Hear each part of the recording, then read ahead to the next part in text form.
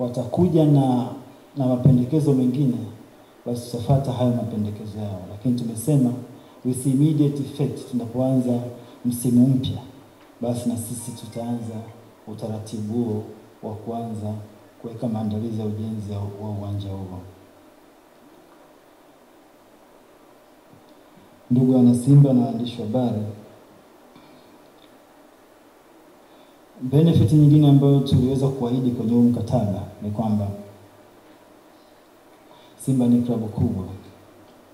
Tunafahamu wako na basi letu kubwa, lakini tukasema tunahitaji kuwa na basi ambalo kiukweli litaendana na hadhi ya Simba. Kwa sababu tunafahamu kwa sasa Simba iko namba 4 kiubora Afrika. Tunataka timu yetu ilingane na timu nyingine zenye ukubwa huo duniani. Kwa hiyo sisi kama J-Root Investment tumecomment kwamba tutanunua basi, na si basi tu, basi lile basi linalofahamika kwa jina la Iriza.